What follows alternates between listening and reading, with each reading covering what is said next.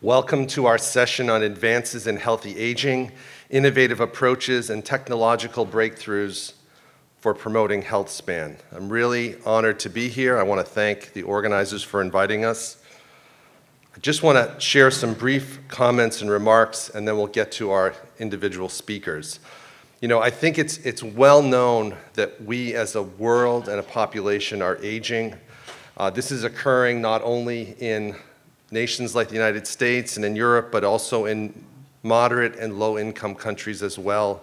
You can see the proportion of individuals over the age of 50 years in 2014 compared to 2050 on this slide, and it's very clear that we are an aging planet. In addition to that, I think something that is overlooked sometimes is that the fastest growing segment of our older population are individuals over the age of 85 years. And I think it's easy to think that there will be tremendous societal, economic, and healthcare implications for that change in the demographics of our population. What's also exciting at this time is there's been an explosion of information and knowledge gained about the biological fundamental hallmarks of cellular aging.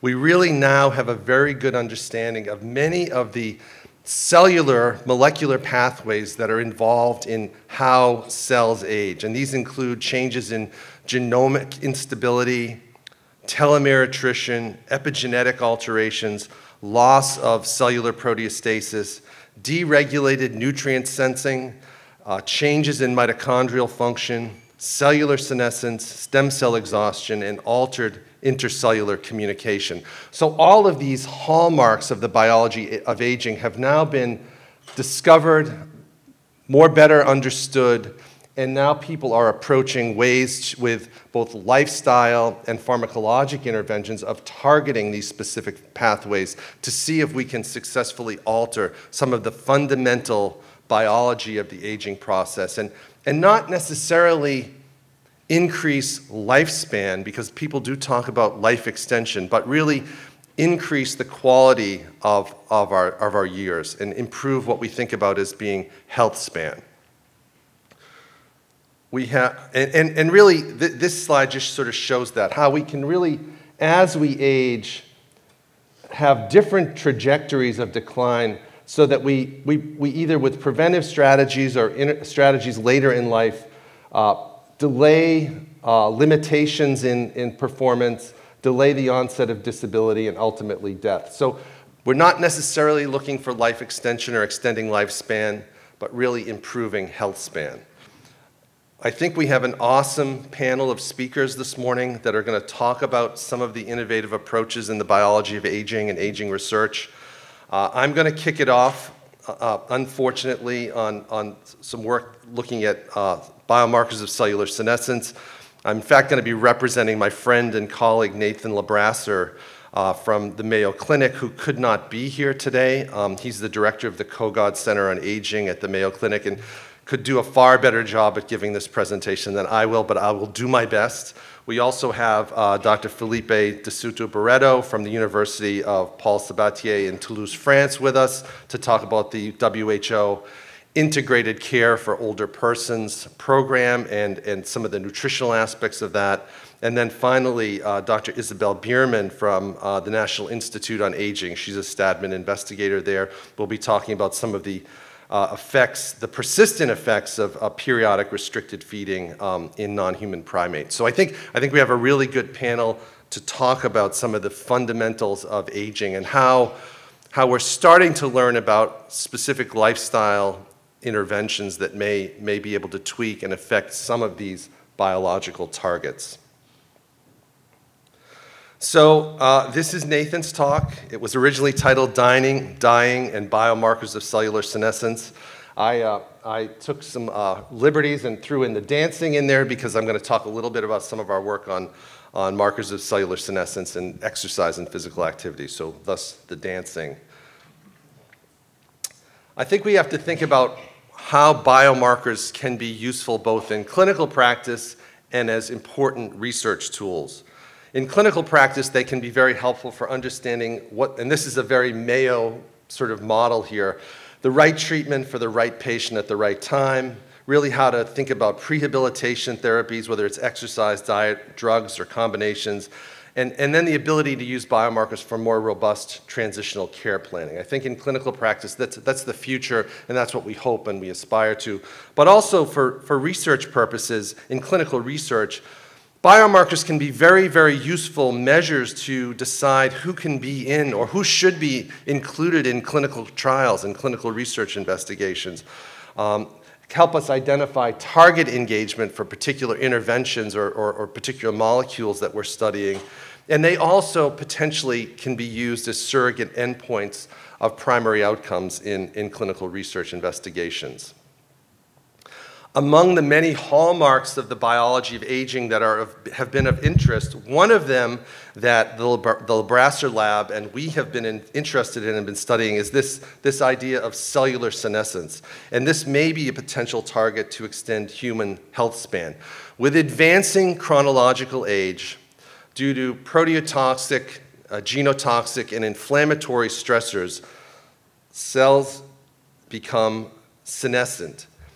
So they go through some periods of telomere shortening, increase of lysosomal mass. They express specific proteins like beta-galactosidase, which you can stain for. The mitochondria get disaltered. There's altered cell morphology, and there's clearly DNA damage and activation of DNA repair mechanisms. The other important thing that happens, and these cells don't die. They're sort of like the bad apples in the bucket of apples, okay? They don't die, but what they also do is that they secrete a very robust set of proteins called the senescence-associated secretory phenotype. So this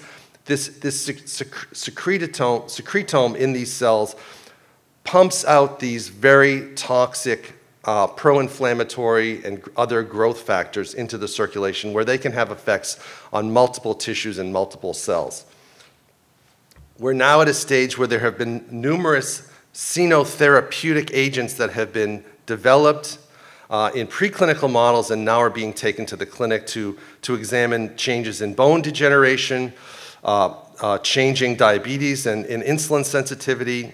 They've been targeted for idiopathic pulmonary fibrosis and other lung diseases, have been targeted towards kidney injury, vascular disease, neurodegeneration, and viral infections. So there are multiple xenotherapeutic agents that are making their way through early stage preclinical and clinical trials. One question we have been asking is whether there are biomarkers of this senescent cell burden that we can measure and easily understand how they are related to risk factors associated with aging. So there is a candidate, Nathan's developed a candidate panel of senescence biomarkers representative of cytokines, chemokines, matrix remodeling proteins, and growth factors that are enriched in tissues with complementary markers of cellular senescence. They've also developed a SASP-centered gene set, the Mayo-Sen, that really can tell you if cells are expressing this senescence phenotype. This SASP, or set of biomarkers, is robustly secreted by various human cell types when they're driven into senescence in vivo. I'll show you some of those data. They're also increased in abundance in the circulation of several mouse models that have a high senescent cell burden. And then also with increased abundance in the circulation of humans in the context associated with increased senescent cell burden in humans, advanced chronological age, clinical manifestations of advanced biological age, and conditions of accelerated aging. So I'll show you some of those. This is the enriched gene set that was developed at Mayo, really just characterizing a set of very specific genes using RNA-seq, which is a way of looking at specific genes in individual cells, showing that several of these genes are upregulated or being overexpressed in senescent cells. And now this gene set can now be used to screen other RNA-seq libraries to determine whether they are expressing this cellular senescence phenotype.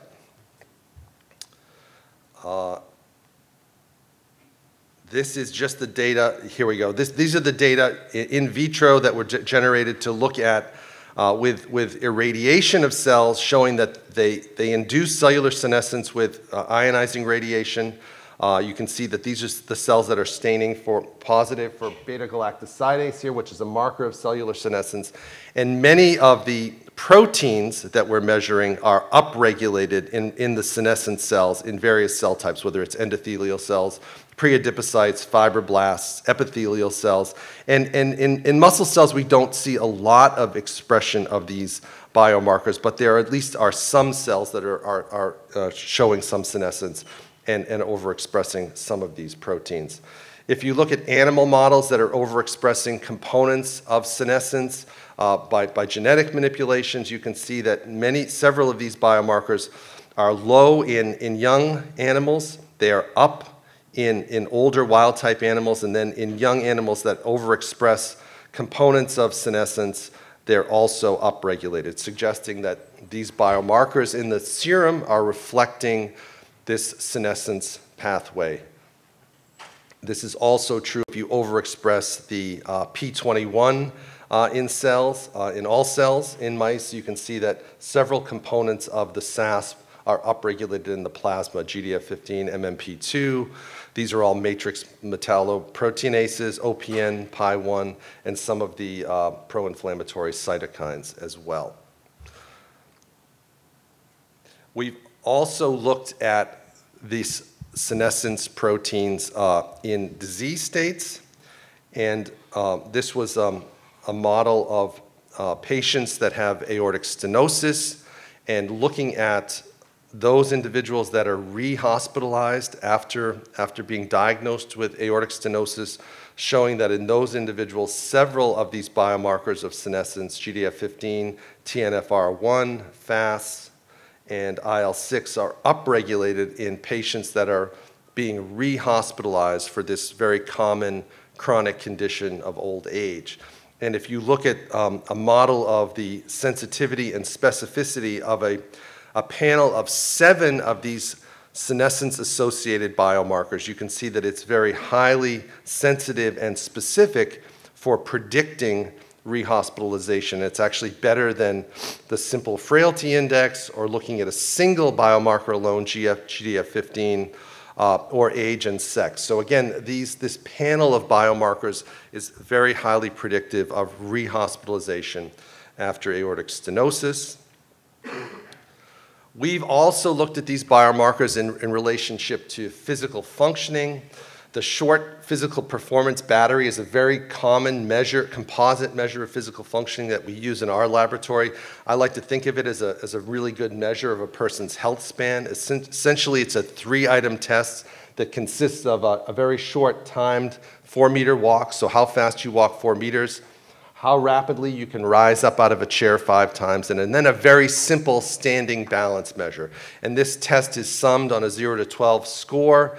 Higher is better, lower is worse, and it's been shown in large epidemiological cohorts to be predictive of disability onset, 12-month rate of hospitalization, declines in health and physical functioning, and mortality.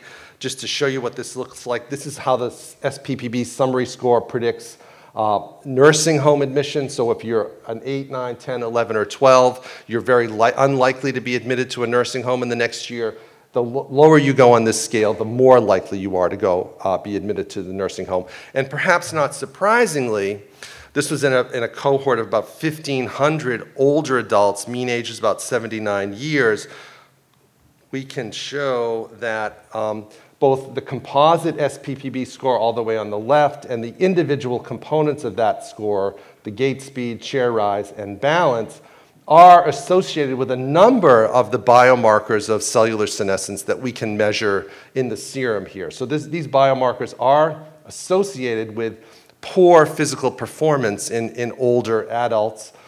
We used, over on the right there, we used some machine learning-based gradient boost modeling to sort of measure the relative variable importance. These are just statistical models. So the relative variable importance of the biomarkers in terms of how well they predict the SPPB score and the components of the SPPB score. And you can see, interestingly, that some of the biomarkers like activin A, ICAM1, MMP7, and VEGF-A are actually more important predictors of SPPB score than some of the known sort of covariates of physical performance, like age, sex, race, and BMI. So these seem to be very strong predictors. And when we put the top 10 of these predictive biomarkers into a model and look at their sensitivity and specificity for predicting low SPPB scores less than or equal to 7, which is an important clinically meaningful cut point of this test, you can see that they are both very sensitive and specific. So we can predict low SPPB score based on the concentrations of these top 10 biomarkers in our models. So there was a developmental cohort here, and then this was our validation cohort, and you can see that the predictive value is strong for the top 10 biomarkers with or without other known covariates, age, BMI, sex, race, or just the biomarkers alone. So, and remember, flip of a coin is 50-50. That's the line of identity here. So these are doing much, much better in terms of predictive models than you would just have by chance alone. Okay, so I've told you a little bit about the biomarkers and how they're predictive of sort of lots of bad outcomes, but are they affected by interventions? You know, do they change over time if we intervene with a lifestyle intervention, for example? And one of the fundamental interventions that's known to improve health span and lifespan in lower organisms, in rodents, yeast, worms, and maybe even in non-human primates, is calorie restriction. So these data come from a very famous human study called the calorie study. This was the comprehensive assessment of long-term effects of reducing intake of energy. Calorie phase 2 was a 2-year, multi-center randomized control trial in healthy, non-obese, young to middle-aged individuals to examine the feasibility, safety, and effects of moderate calorie restrictions, about 30%, the goal was about 30%, 25% calorie restriction, on an ad libitum diet on predictors of longevity, disease risk factors, and quality of life. And this just shows you the change in body weight that occurred during this 2-year calorie restriction trial. Again, the goal was 25% reduction in calories over that time. They actually only achieved a 12% reduction in calorie intake over this time. But you can see that there was a dramatic and significant decline in total body weight that was actually stabilized and sustained through the 24-month period. These are some of the results of the primary study that did show that many of the cardiometabolic outcomes improved in individuals that were randomized to calorie restriction versus ad libitum control. And what we were interested in is whether calorie restriction influences biomarkers of cellular senescence in these humans, and are the changes in biomarkers really related to changes in the metabolic outcomes that were measured as part of the main study.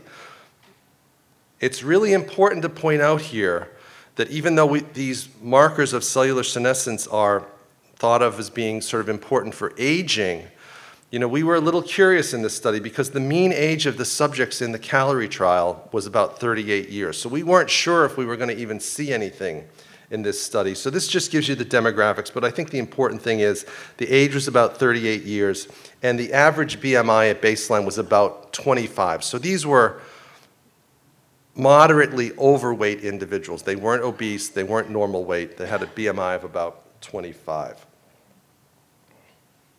And interestingly enough, when we looked at our panel of biomarkers, several of these biomarkers actually declined in the individuals that were randomized to the calorie restriction intervention, including IL-7, MMP1, MPO. I won't read these all. We saw a signal for VEGF, ICAM1, TNFR2, PI1, PARC, and TNFR1. So many of these were declined early in the intervention, And then some of them actually, they declined and also were sustained at 24 months. So even though we were studying 38-year-old middle-aged, young and middle-aged individuals, it did seem that the caloric restriction intervention had a pretty robust effect on changing these biomarkers of cellular senescence. We also looked at, again, using the Sen-Mayo gene set, we looked at the gene sets using SNP analysis, the genes that were associated with senescence in fat biopsies that were obtained from a subset of participants in the calorie study. And you can see at both 12 months and 24 months, many of the genes associated with cellular senescence were also reduced or downregulated, again suggesting that this cellular senescence burden was actually decreased with caloric restriction, and that was also reflected in the biomarkers. These were also, again, more regression analysis here. The biomarkers of cellular senescence were also related to some of the metabolic outcomes. This is the relationship of these biomarkers to the change in insulin sensitivity measured by the HOMA-IR, so measure of metabolic health or insulin action were affected by these biomarkers. Also the insulin sensitivity index, which is just another way of looking at insulin action and metabolic health in these individuals, was also influenced by the change in biomarkers, as well as the well-described reduction in resting energy expenditure or resting metabolic rate that occurs with calorie restriction. That reduction in RMR was also related and correlated and associated with the changes in several of these biomarkers of cellular senescence. So 2 years of moderate calorie restriction compared to ad libitum feeding significantly just decreased the circulating levels of several senescence-associated biomarkers. And this was in non-obese, young to middle-aged individuals. I think that's the most striking thing here. We still saw a very robust response, even though these individuals weren't really old people. Using machine learning approaches, which was all the regression analysis I showed you, we observed that the changes in biomarkers were important predictors of the change in metabolic outcomes. And I think these results do advance the mechanistic understanding of how calorie restriction works and suggests a potential link between cellular senescence and metabolic health in humans. We've also been interested in how other lifestyle interventions can affect cellular senescence and the biomarkers that we measure of cellular senescence, including exercise and physical activity. This was a pilot study that was done by the Mayo Group.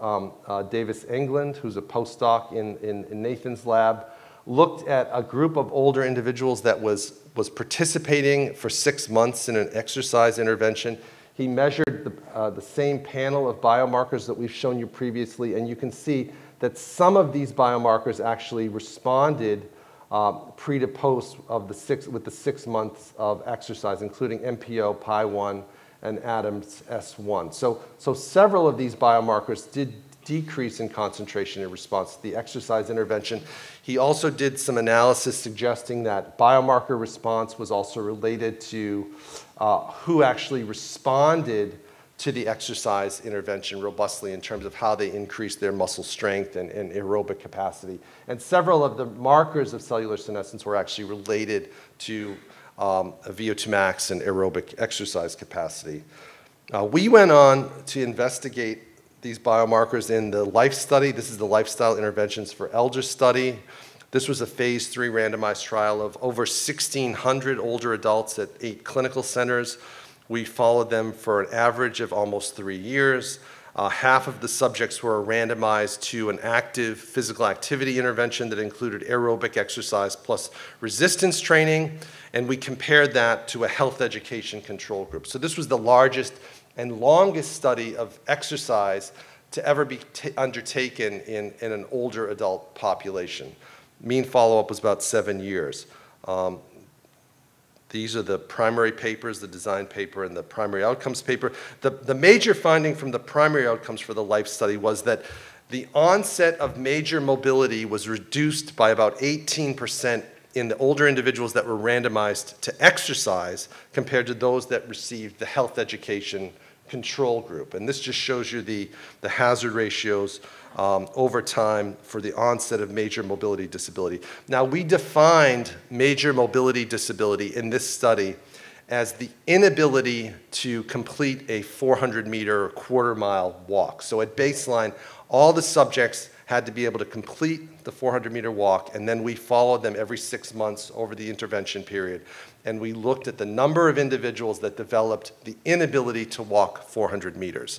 And you can see that more people developed mobility disability that were randomized to the health education control group compared to the individuals who were randomized to the exercise group. This just shows some of the people participating in this study in Boston. They look very happy. Important things about the demographics here, and I know this is small to read. The mean age of the subjects at baseline was about 78 years, so this was an older cohort. The average BMI was 25, so these were all overweight or obese older adults, and they had multiple comorbid conditions. Prevalence of hypertension was over 50%, diabetes was about 25%, cancers 23%, and coronary heart disease about 8 to 10%. So this was not a healthy older population. These people had a number of comorbid conditions, and again, when we looked at the biomarkers of cellular senescence in these individuals, we could show that they were predictive of both the incident mobility disability, in other words, the onset of the inability to walk 400 meters. Several of our biomarkers were significantly associated with that. So the higher level of biomarker, the more likely you were to develop this inability to walk 400 meters. We also looked at persistent mobility disability, which really represented 2 consecutive 400-meter walk fails or a walk failure plus subsequent death. And also persistent mobility disability here was also associated with several of the biomarkers of cellular senescence. When we looked at the response comparing the control group, the health education group, to the exercise intervention, the overall mean changes in our biomarker concentrations were not significantly different. So we could not see an effect of the exercise intervention directly. However, when we looked at individuals and we quantified how much exercise they were participating in at 12 months and at 24 months of the intervention, and assigned them different quartiles. Quartile 1 would be the lowest level of physical activity participation. We did this by measuring their activity using a waist-worn accelerometer, so we were directly, objectively measuring how physically active they are. The individuals in the lowest quartile had very little change in many of the biomarkers of senescence, but those individuals in the highest quartile, those individuals that were participating in the greatest amounts of physical activity, both at 12 and 24 months, actually had significantly robust declines in many of the biomarkers of cellular senescence that we can see here. So even though we didn't see specifically an effect of the intervention, there does seem to be a signal for physical activity that we could understand by looking at objectively measured physical activity by accelerometry here. As you might expect, many of the people that were in the highest quartile at both 12 and 24 months were individuals that were randomized to the physical activity group that were getting the active intervention. But again, we do have drop in and drop out to the intervention. So some individuals in healthy aging were getting more physical activity here at 12 months and at 24 months, and the converse is also true. There are some people that were randomized to physical activity that were in the lowest quartile of activity participation. So we do see some signal for physical activity in terms of our biomarker response. And I think there's more story here. You know, the intensity, the duration of the exercise may have not been sufficient. Maybe the senescent burden in these individuals at age 78 with multiple comorbidities is so large that we can't effectively see or intervene with exercise in these individuals. So more to be done here, I think, about the response and the effects of exercise on cellular senescence. Health span is great, but what about lifespan? Can't end the talk on aging without talking about lifespan. So just very briefly, I'll just summarize. These are data that looked at the relationship of these biomarkers of cellular senescence in subjects that were collected from the Mayo Clinic Biobank, a very large biobank study in Rochester, Minnesota, and the Rochester Epidemiology Project. This was led by Jenny St. Silver at Mayo. They selected 2,000 persons age 65 or older with 0 to 1 chronic conditions, and they followed them for 6.5 years. This is the cohort. Number of deaths was about 283.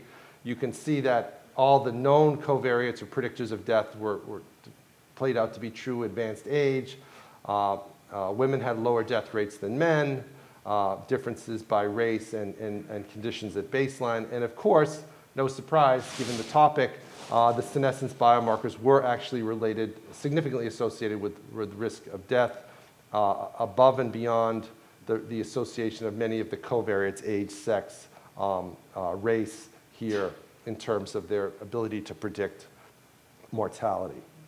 So I'll end with that, but the SAS protein levels, particularly GDF15, RAGE, and VEGF, improved predictions of mortality more than traditional demographic and clinical risk factors, suggesting these proteins may reflect biological processes that can predispose persons to death. These data, again, further support senescence as a driver, not a consequence of aging-associated outcomes in humans. So I'll end there. Thank you all for your attention. I think we'll save questions to the end when we can all discuss this as a panel. So thank you very much.